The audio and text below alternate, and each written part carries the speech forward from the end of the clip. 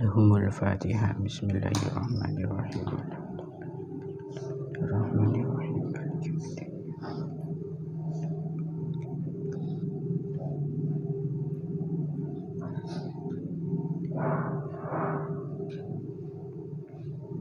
Bismillahirrahmanirrahim.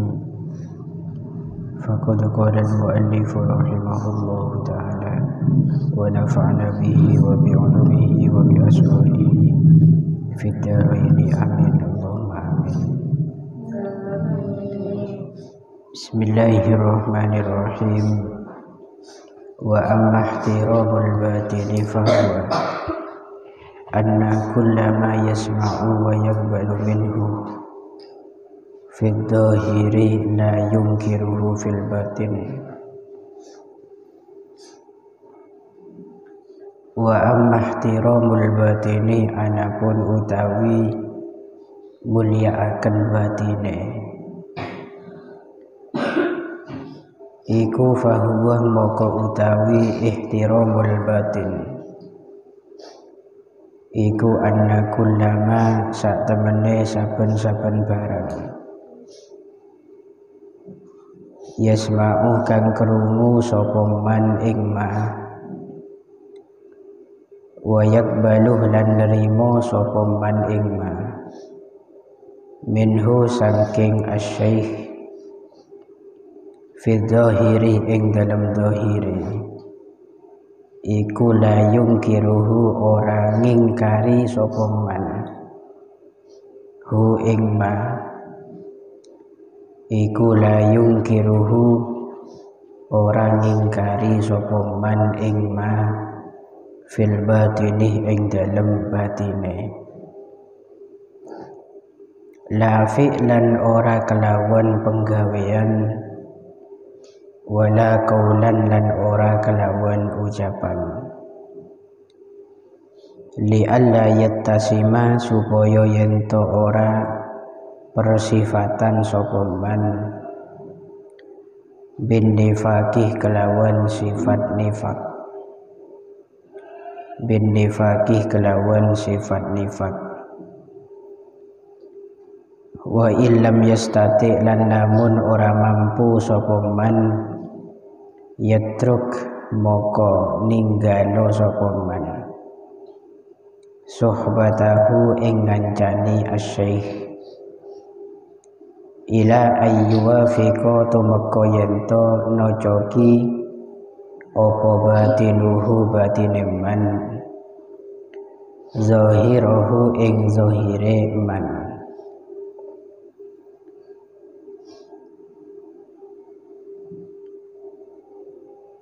wa yahtarizu lan ngrekso sapa man wa yahtarizu lan ngrekso sapa man an mujalasati sahibis su'i saking ngancani atau bareng lungguh maring wong kang duweni penggawe ala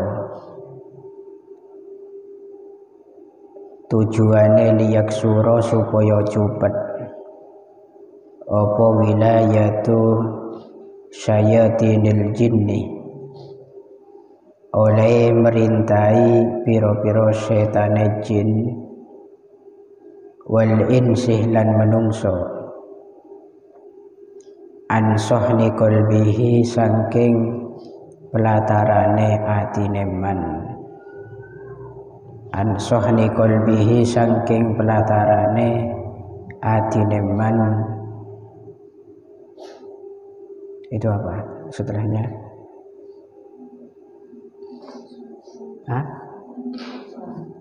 Fayu sofa fa begin fa begin fayu sofa moko den bersihaken sapa man min lausis syaitonati saking sifat bangsa setan wa ala kulli halin lan ing atase saben-saben tingkah yakhtaru milih sapa man al faqra ing melarat alal ghina ing atase sugih, alal ghina ing atase sugih. Bismillahirrahmanirrahim.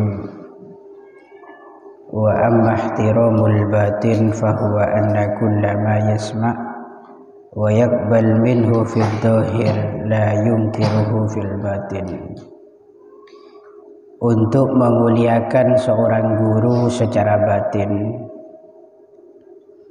yaitu dengan cara setiap apapun yang kamu dengar dari guru dan apapun yang kamu terima dari guru secara zahir itu tidak diingkari oleh kamu secara batin. Artinya menerima dan mendengar secara zahir itu berarti kita baik secara perilaku ataupun perbuatannya tidak menolak.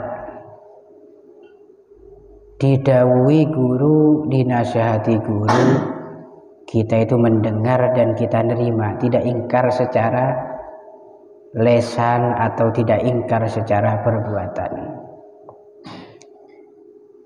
Dan itu juga harus sesuai dengan hati kita. Hati kita juga tidak mengingkari apa yang sudah kalian terima dari guru dan tidak mengingkari apa yang sudah kalian dengar dari guru. Ini harus pas. Dohirnya telinga itu dengar, kemudian hati juga nerima. Itu maksudnya, okay? Telinga dengar, mulut tidak komplain, perilaku kita di situ tidak membangkang, hati pun juga harus nerima. Karena kadang begini, hati kita itu tidak sesuai dengan dohir. Mulut bilang iya tapi hati tidak. Mulut bilang setuju tapi hati tidak mampu. Kadang mulut bilang sepakat, hati yang di situ menentang. Lah kalau demikian, maka dikhawatirkan kita selaku santri terdeteksi atau terindikasi penyakit nifak nantinya. Khawatirnya kita selaku santri kalau melakukan perbuatan yang demikian itu secara terus-menerus sehingga jadi kebiasaan, maka dikhawatirkan kita ini menjadi santri yang munafik.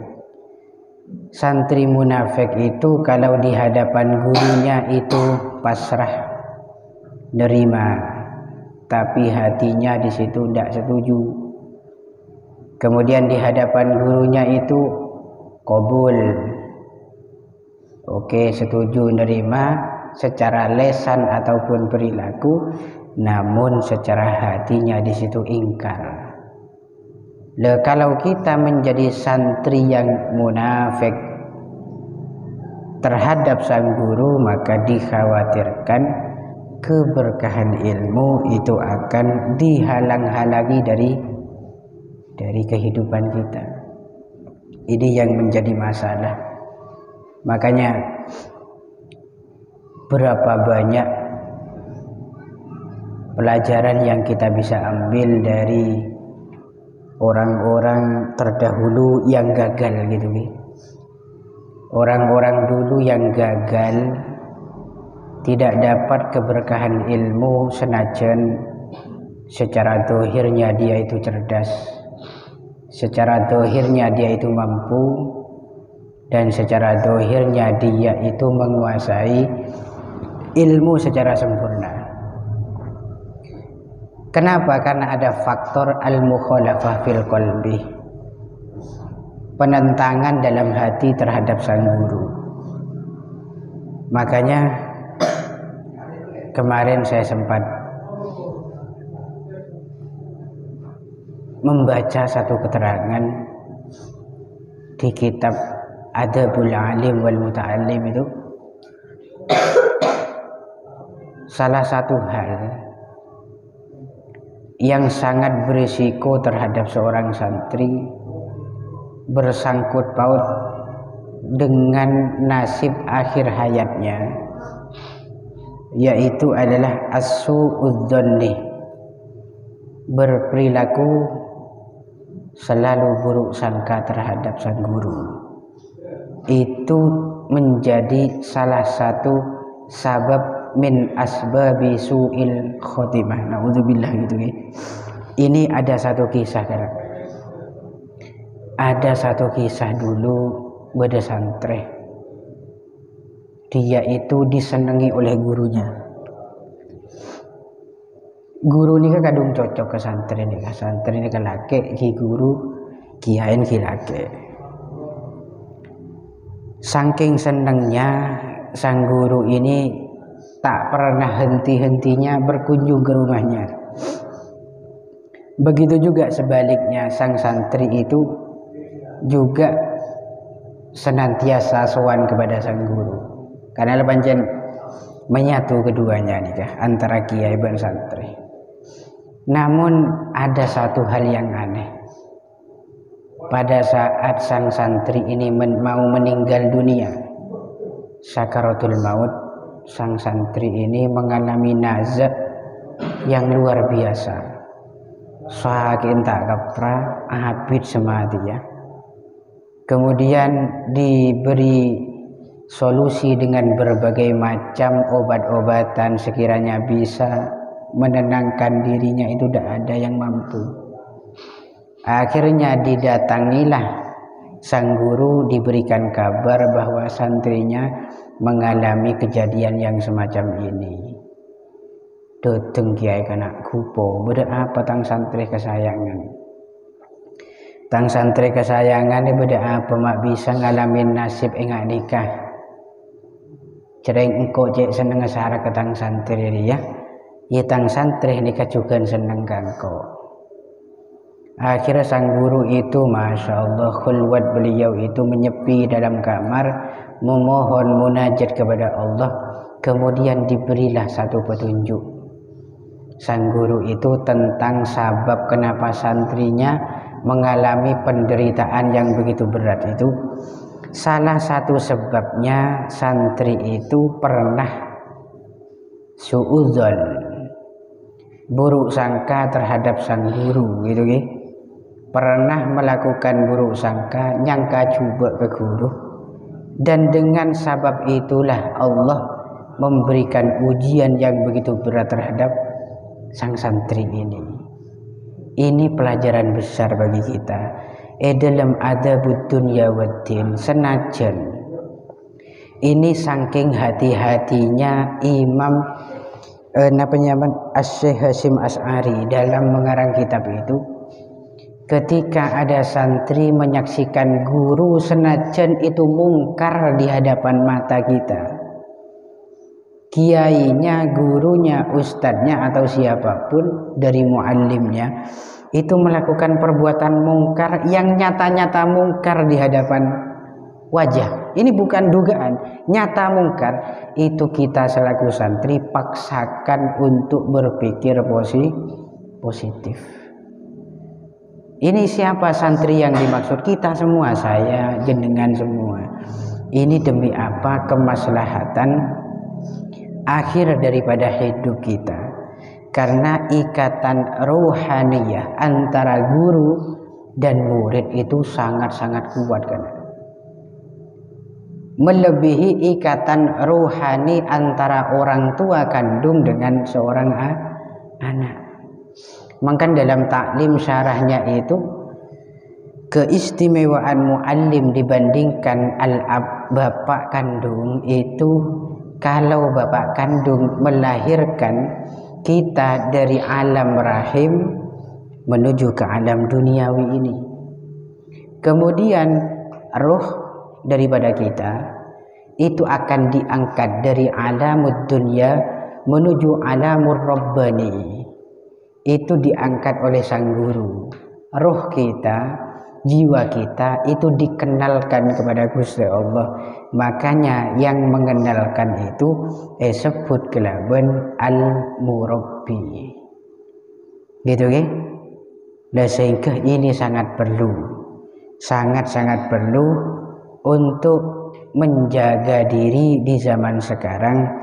Sangat-sangat dibutuhkan bagi para santri belajar diri untuk senantiasa husnudzon bil masyayikh.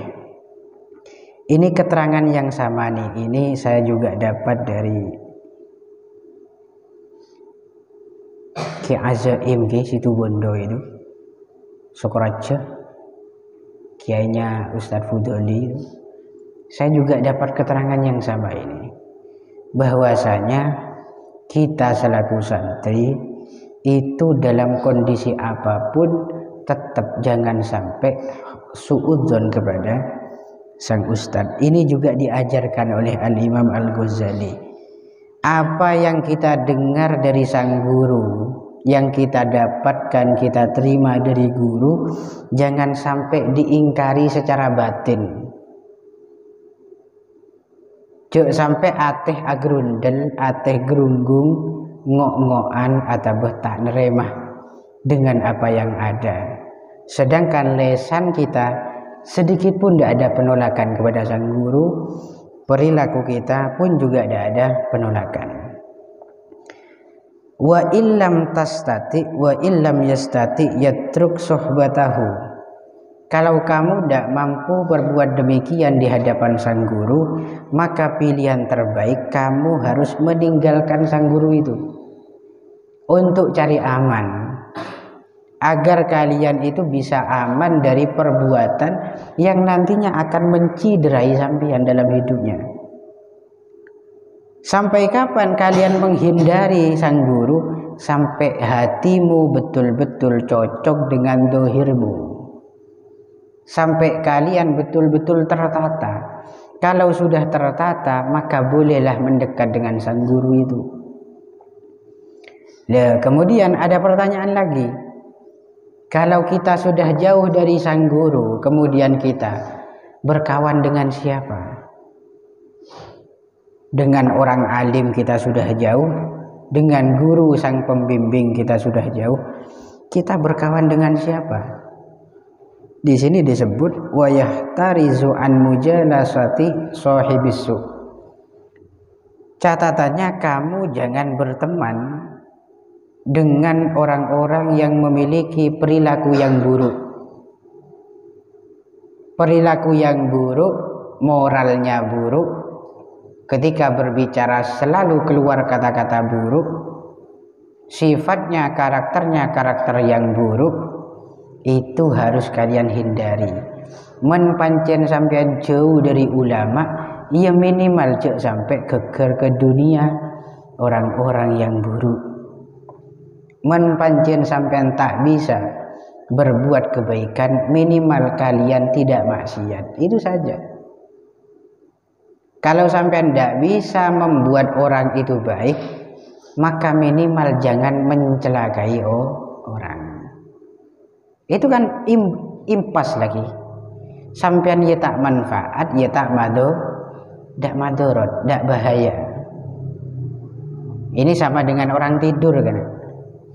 Makanya ibadah umat Muhammad di akhir zaman, bagi mereka yang ahli maksiat, yang rawan terjadi maksiat dalam hidupnya, kemudian berbuat taat dia itu malas, berat itu ketaatan, maka alternatif yang paling baik di zaman ini adalah tidur. Memang tidur itu berada di titik yang aman, karena maksiat tidak, taat tidak. Apa boleh pasaren niaten ibadah, tapi men kanggo santri ini katanya kening kebaiko ida tedung mulalo mati dung mulalo kula men melak langsung mikir maksiat kula pak pokok tak kening melak kula pancen kudu tedung ba tak kening kebai dalil manje kula men ngaji pastilah agrendem mulalo kula pak. Kesapa? Kesampian pak. Jangan teman ngaji misalkan. Terus aki dong. Terus aki bakun ngaji. Tak apa-apa gerentem. Latih sedikit demi sedikit. Bukan dengan cara pas ingkitok bil jumlah. memutus dengan keseluruhan, tak ngaji sama sekali. Ya bukan begitu caranya. Ini dalam kondisi darurat. Bacaan sampean itu tak aman lagi, melak dari tedung. Tak ada waktu sedikit pun untuk aman dari maksiat. Ya wes tidur saja, itu lebih baik. Mensantai insyaallah aman. Insyaallah aman. Apa boleh kena ada istifadah, nyari ilmu, menghasilkan ilmu. Terus tujuannya apa? Kita ini diperintah untuk menjauhi kawan-kawan yang berpotensi mengajak pada kemungkaran. Liyaksura wilayatu syayatinil jinni wal ins. Agar mempersempit kekuasaan daripada setan. Baik setan dari kalangan jin atau setan dari kalangan manusia. Jadi setan ini beda dua mana? Beda setan arupa jin, beda setan searupa manusia. Setan searupa jin itu insya Allah lebih mudah kita hadapi dibanding setan yang berupa manusia. Bahayanya lebih bahaya manusia sedeti setan. Manusia karena jin kalau jin itu orang sholat, pol-polan godaan orang sholat itu minimal hilang khusyuknya sudah. Mikir ke pasar, mikir ke sabe, mikir sekolah, mikir ngaji, itu kan di luar masalah sholat. Tak fokus pada sholatnya. Itu pol-polannya godaan setan dari jin. Tapi masya Allah menesah sedeti setan. Orang manyaman bejeng ngadep ke kiblat. Pengo ngadep ke timur. Nah itu kejadian memang di depan mata saya dulu di pondok. Jangan nak makilah agang goreng bejeng tau sarah-sarah apa nyangkau. Malaikat lah kadung ongku nyatan amal lah ya bejeng ongku. Pengo ngadep timur.